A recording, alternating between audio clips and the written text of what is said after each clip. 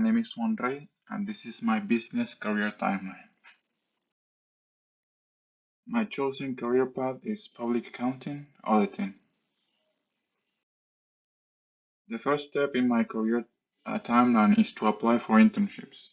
Reasons to apply for internships are that employers prefer candidates who have internship experience over those who don't, mainly because they believe you're more useful the more experience you have. Also, it is mandatory for candidates looking to enter the public accounting industry to have internship experience because most, if not all, public accounting firms structure their internships such that the only pathway to a full-time position is to go through a specific internship program. So to get an internship, the most important action is that I must take is to network. This means attending as many networking events as possible, especially since I did not attend any during this semester. Something that could help me network would be to join the business club at FIU. They offer exclusive networking events and they also do workshops on how to network, how to improve my resume, etc.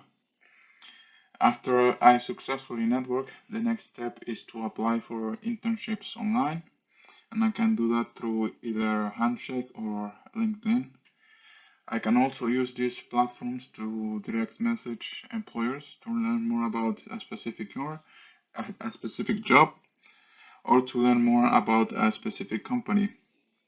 And I can also use Handshake or LinkedIn to find advocates, that is FIU alumni, who could potentially recommend me for a job or who could advise me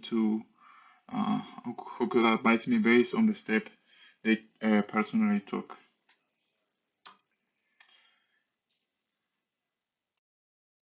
The second step is to interview for the internship. So assuming I did everything well for the previous step, the result would be that I get the opportunity to interview for an internship. Before going to the interview, I must first prepare for it. To prepare for the interview, I must be knowledgeable about the company and the position I'm interviewing for. So I must do research. I can do research by looking at Glassdoor reviews, looking at the company website, reading news articles about the company, etc. I must I must be knowledgeable about the company because the interviewer will likely ask me because they want to know that I know what I'm getting myself into. Another aspect of preparation before the interview is dressing to impress. For that, I will have to buy a suit because I don't have one.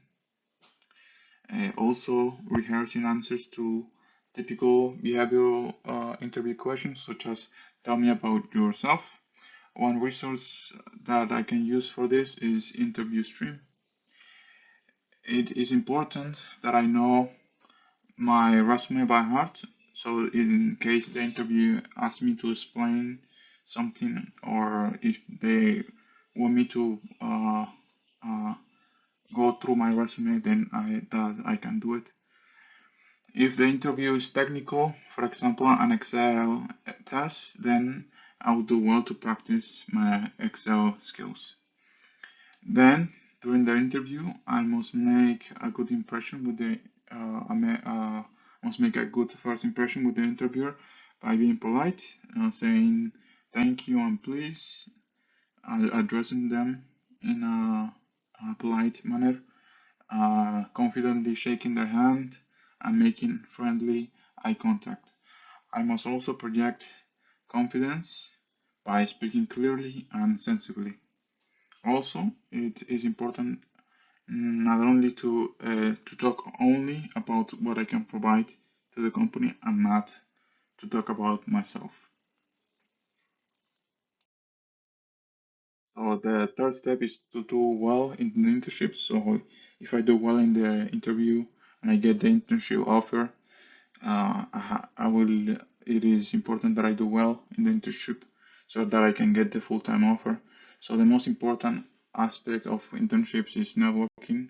So during the first week, which is induction week, I have to network with important people and with people who can help me grow. So the best thing I can do is to try to remember names, making good first impressions, also asking questions, because asking questions shows that I'm involved and that I'm willing to ask for help. Something that could help me stand out as an intern is to under-promise and over-deliver. In other words, promising to complete work on time by completing it earlier while maintaining good quality. It is also important to build a good relationship with mentors or supervisors on a more personal level so they want to work with me again. So step 4 is to graduate from college with the best grades possible.